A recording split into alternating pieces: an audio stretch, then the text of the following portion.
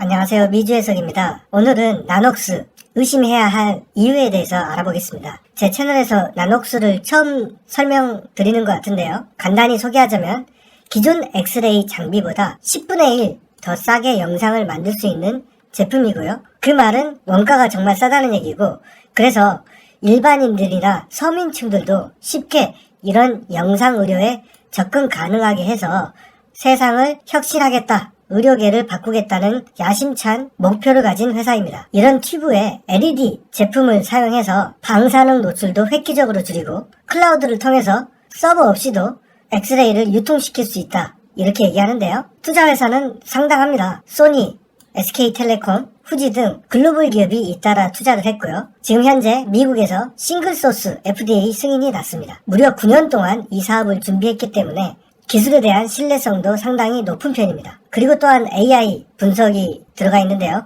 나녹스 클라우드를 통해서 엑스레이 영상들을 전 세계의 유사 사례를 공유해서 어떤 오진을 막겠다는 그런 의지도 보여지고 있습니다. 저는 나녹스에 대해서 1년 넘게 투자를 하면서 계속해서 물타기를 하고 있는 중인데요. 몇 가지 의문점을 말씀드리겠습니다. 사전 예약 이게 확실한가에 대한 의문인데요. 1분기 컨퍼런스 콜 때 5,500개, 그리고 2분기 때 6,150개, 그리고 3, 4분기 때는 6,500개의 유닛 계약이 이미 돼 있다라고 얘기를 했는데요. 자, 이 유닛 계약을 한 주체가 어디냐? 바로 유사드와 SK텔레콤이죠. 자, 이 유사드라는 회사는 21년 4분기 때 나녹스의 자회사가 됐죠. 인수합병을 한 겁니다. 자, 그리고 SK텔레콤은 아까 말했듯이 나녹스의 투자회사죠. 자, 이걸 보면 생각나는 기업 있죠. 이 셀트리온과 셀트리온 헬스케어.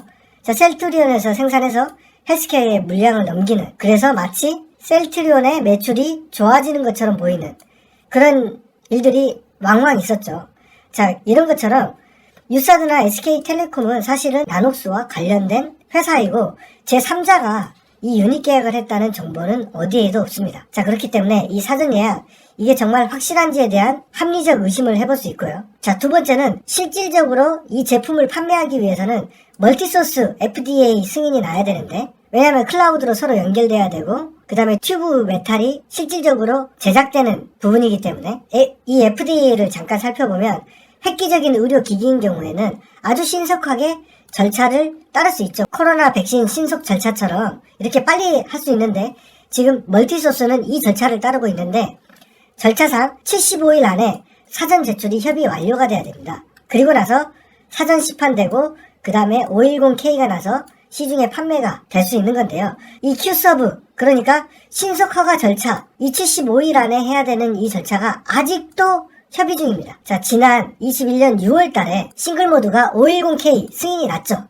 승인이 나서 바로 멀티모드로 승인을 했는데 벌써 10개월이 지난 현재를 생각해본다면 멀티소스에 뭔가 문제가 있다는 생각을 안 할 수가 없겠죠. 이 멀티모드가 싱글모드와 다른 거는 클라우드가 붙어있고 고작 튜브가 세라믹이냐 아니냐 정도였다고 처음에는 설명을 했었는데 거의 1년이 되도록 사전협의 제출에도 도달하지 못했다는 거는 뭔가 굉장히 의심스럽지 않을 수가 없습니다. 자, 그리고 세 번째는 제브라라는 기업을 지난 11월에 최종 인수를 완료했는데요. 자, 2억 달러를 주고 이 기업을 인수했는데 이 기업의 매출 실적이 분기당 겨우 1.5 밀리언이었습니다. 자, 이 제브라가 실질적으로 유사드라는 회사하고 같은 거죠. 그래서 그들의 분기 매출 실적이 1.3 밀리언 그리고 0.2 밀리언 합쳐서 1.5 밀리언, 그리고 연 매출 같은 경우는 약 8에서 9밀리언 정도밖에 되지 않는 회사라는 거죠. 물론 이 유사드가 AI 관련돼 있고 기존 엑스레이 판매망을 갖추고 있기 때문에 그런 시너지 효과를 위해서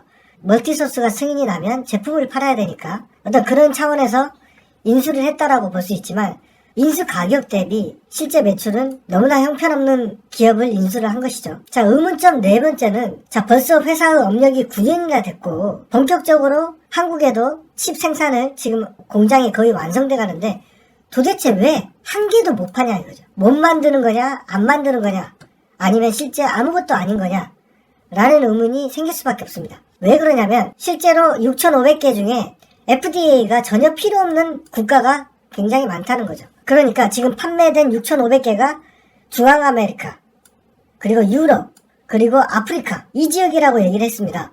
그러면 미국 FDA가 실질적으로 필요한 나라가 어디입니까? 뭐 유사성을 가진 유럽을 제외한다면은 전부 별도로 또 다른 레귤레이션을 진행해야 된다는 얘기죠. 자, 그런데 왜 하나도 진행을 안 하냐 이거죠. 미국 FDA만 진행하고 다른 것들은 진행을 안 하고 있다. 실제로 팔아야 될 국가가 미국이 아닐진데. 자, 그렇다면 나녹스를 생각해 본다면 미국 FDA 허가에 22년 다 보내고요. 또 그 해당 국가의 레귤레이션을 받기 위해서 또 2, 3년 또 버티겠죠. 그러면은 실질적으로 제품을 판매할 수 있는 기간 2024년 그 이후가 될 가능성이 굉장히 높다는 것이죠. 그리고 저도 이쪽 전문가가 아니기 때문에 잘 모르겠지만 이 아프리카 같은 경우는 규제가 굉장히 약한 걸로 알고 있습니다. 그래서 실질적으로 제품을 판매를 하겠다고 마음만 먹었다면 지금 당장이라도 샘플을 가지고 판매를 했어야 되는 게 아니냐. 이렇게 많은 주주들이 의심을 하고 있는데 FDA에만 목마르고 있는 모습 상당히 걱정스러운 모습이죠. 자, 그래서 최근에 나녹스 주가가 개미들이 아주 좋아할 만한 차트죠. 지금 저점을 확인했고요. 그 다음에 거래량을 동반하면서 한번 튀어줬고 그리고 계속 상승 추세를 이어가려고 하고 있습니다. 자, 그렇기 때문에 최근에 나녹스에 대한 관심이 조금 더 증가하는 것 같은데요.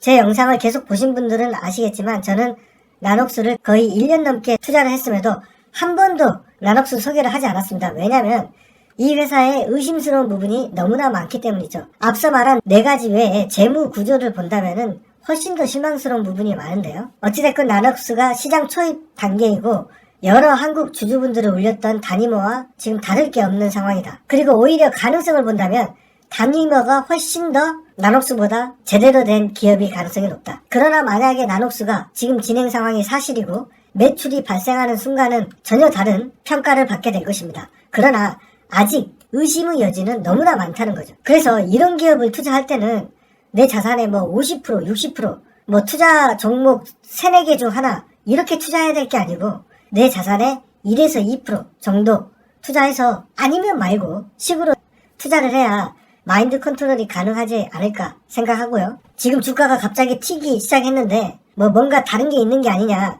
라고 생각하지 마시고 이런 주식을 투자하려면은 그냥 차라리 밈 주식을 하십시오. 요즘 뭐 틸레이, 샌달, AMC, 게임스탑 많잖아요. 차라리 밈 주식이 훨씬 더 가능성이 높아 보입니다. 많은 비중을 투자하고 싶다면은 멀티 승인 나고 제품이 실질적으로 판매된 이유, 마진이나 영업이익 이런 것들을 보고 조금씩 들어와도 늦지 않을 것입니다. 자, 그래서 저의 구독자 많은 분들이 이 다니모 영상을 보시고 구독해 주신 분들이 많은데요. 다니모도 마찬가지죠. 실질적으로 기대감 하나로 주식을 샀기 때문에 주식의 비중을 많이 샀을 때 매출이 뒤를 받쳐주지 않을 때 주가는 폭락할 수 있다. 나녹스도 마찬가지입니다. 지금 현재 매출이 전혀 받쳐주고 있지 않기 때문에 흔히들 말하는 전문가들의 추천이나 이런 차트를 보고 투자를 하게 된다면 굉장히 장기적인 관점에서 후회를 할 수밖에 없다. 그 말씀을 드리고 싶습니다. 네, 제가 준비한 영상은 여기까지고요. 내용이 마음에 드셨다면 구독과 좋아요 부탁드리겠습니다. 감사합니다.